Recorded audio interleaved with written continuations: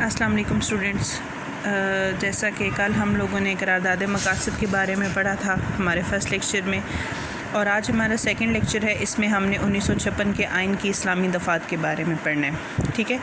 اگر کل کے لیکچر کے حوالے سے تھوڑی سی بات کر لی جائے تو قرارداد مقاصد کیا تھے؟ قرارداد مقاصد میں ان رہنما اصولوں کی بات کی گئی تھی جن کے مطابق پاکستان کے آئندہ آئین تشکیل دیے جانے تھے، ٹھیک ہے۔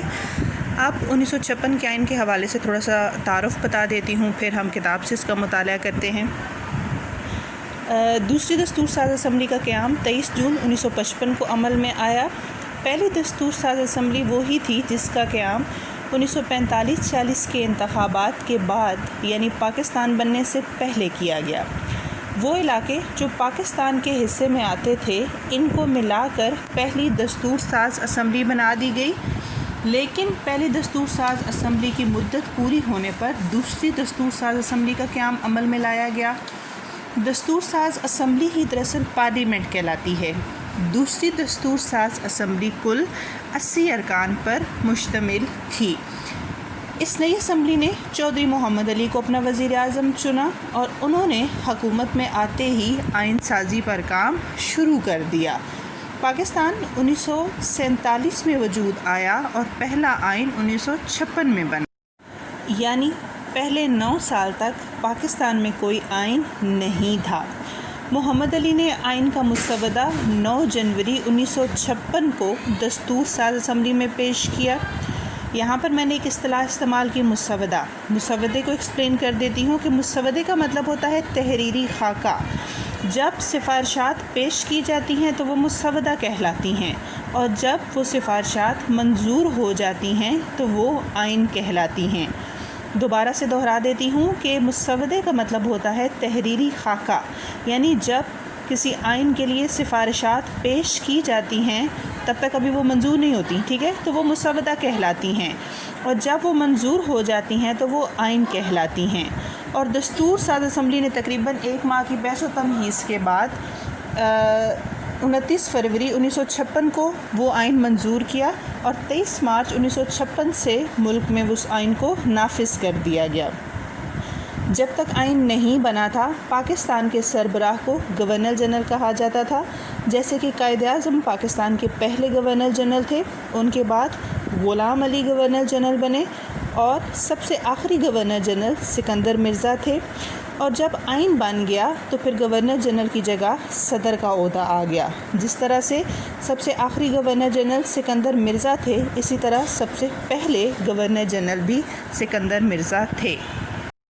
اب جیسا کہ میں نے آپ کو پہلے بھی بتایا کہ پہلے آئین کے بننے میں 9 سال کا عرصہ لگا۔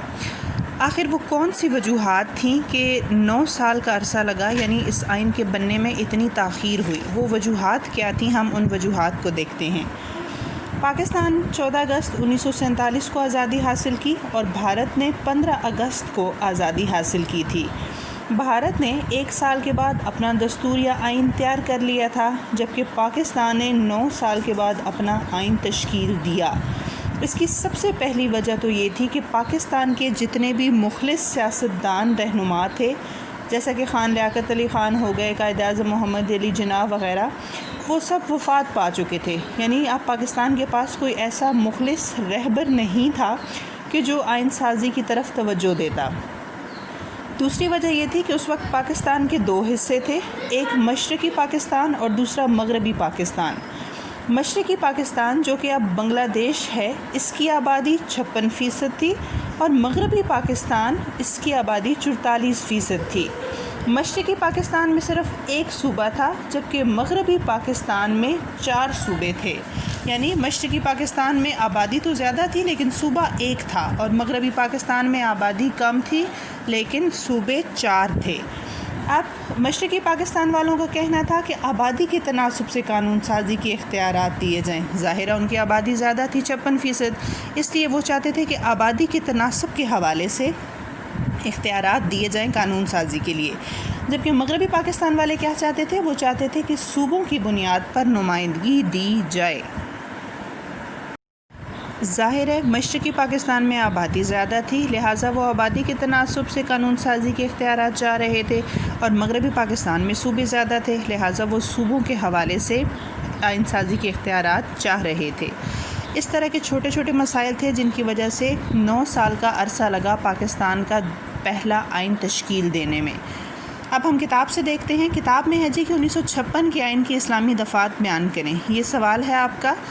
پاکستان کا پہلا آئین 1956 میں وجود میں آیا تھا۔ 1956 کا آئین 234 دفعات، 13 ابواب اور 6 شیڈیولز پر مشتمل تھا۔ 1956 کا آئین پارلیمانی اور وفاقی آئین تھا، یعنی وفاقی حکومت کی طرف سے تھا، مرکزی حکومت کی طرف سے تھا۔ 1956 کا آئین میں نے آپ کو پہلے بھی بتایا کہ چودھری محمد علی نے تشکیل دیا۔ 1956 کا آئین تقریباً 2.5 سال پاکستان میں نافذ العمل رہا۔ 1956 کے آئین کو ایوب خان نے اکتوبر 1958 میں منسوخ کیا۔ منسوخ کا مطلب ہوتا ہے ختم کرنا، کینسل کر دینا۔ اب اس آئین کی اسلامی دفعات کیا تھی؟ سب سے پہلی تھی جی افتتاحیہ، یعنی 1956 کے آئین میں قرارداد مقاصد کو شامل کیا گیا۔ اب تک پاکستان میں 3 آئین بنے ہیں، پہلا 1956، دوسرا 1962 اور تیسرا 1973۔ 1973 کا آئین آخری آئین ہے اور وہ اب تک پاکستان میں نافذ العمل ہے، اس کے بعد کوئی آئین تشکیل نہیں دیا گیا۔ یہ جو تینوں آئین ہیں، چاہے وہ 1956 کا ہے، چاہے وہ 1962 کا ہے، چاہے وہ 1973 کا ہے، اس میں افتتاحیہ کو قرارداد مقاصد میں ہی شامل کیا گیا، یعنی ہر ایک میں افتتاحیہ میں قرارداد مقاصد کو ہی شامل کیا گیا ہے۔ پھر دوسرا پوائنٹ ہے اللہ تعالیٰ کی حاکمیت۔ یہ پوائنٹ بھی آپ کو تینوں آئین یا تینوں دساتیر کا حصہ نظر آئے گا۔ 1956 کے آئین کے تحت قرارداد مقاصد کی طرح پاکستان میں اقتدار اعلیٰ کا مالک اللہ تعالیٰ کی ذات کو قرار دیا گیا۔ اللہ تعالیٰ کی حاکمیت، کل بھی بات ہوئی تھی قرارداد مقاصد کے حوالے سے، تو میں نے آپ کو بتایا تھا کہ اللہ تعالیٰ کی حاکمیت سے مراد ہے کہ اس دنیا میں عوام پاکستان کے جو ہیں وہ جس بھی نمائندے کو منتخب کریں گے، وہ نمائندہ اقتدار اعلیٰ کو اللہ تعالیٰ کی ایک مقدس امانت سمجھتے ہوئے اللہ تعالیٰ کی مقرر کردہ حدود کے مطابق اپنے اختیارات کو استعمال کرے گا۔ یعنی خالق اللہ تعالیٰ ہے، اور انسان چاہے اس کے پاس کتنے بھی اختیارات کیوں نہ ہوں، چاہے وہ کتنے بھی اختیارات کا مالک کیوں نہ ہو، اقتدار اعلیٰ کا مالک صرف اور صرف اللہ تعالیٰ کی ذات کو ہی تسلیم کرے گا۔ یعنی خالق اللہ تعالیٰ ہے اور تمام انسان اس کی مخلوق ہیں، لہٰذا حاکمیت کس کی ہے اس دنیا پر؟ صرف اور صرف اللہ تعالیٰ کی۔ اس کے بعد اگلا پوائنٹ ہے مملکت کا نام۔ 1956 کے آئین کے تحت پاکستان کا نام اسلامی جمہوریہ پاکستان رکھا گیا، یعنی پاکستان کا پورا نام کیا رکھا گیا؟ اسلامی جمہوریہ پاکستان، یعنی یہ ایک اسلامی ریاست ہے۔ جمہوریہ یعنی یہاں پر جمہوریت ہے، جمہوریت سے مراد عوام کی شرکت، عوام کی شراکت، عوام کی حصہ داری۔ نیکسٹ پوائنٹ ہے صدر کے لیے مسلمان ہونا۔ 1956 کے آئین کے تحت صدر پاکستان کے لیے مسلمان ہونا لازمی قرار دیا گیا، یعنی یہ لازمی شرط تھی کہ ملک کا جو صدر ہوگا وہ ہر صورت میں، ہر حال میں ضروری ہے اس کے لیے کہ وہ مسلمان ہو۔ 1956 کے آئین میں حکومت پاکستان نے اعلان کیا کہ حکومت ملک میں زکوٰۃ کا نظام نافذ کرے گی اور اوقاف کا بھی مناسب انتظام کرے گی۔ اس کے بعد ہے جی ادارہ تحقیقات اسلامی۔ 1956 کے آئین کے تحت ادارہ تحقیقات اسلامی قائم کیا گیا، جو اسلامی احکام کی تدوین اور نفاذ کے بارے میں تحقیق کرے گا۔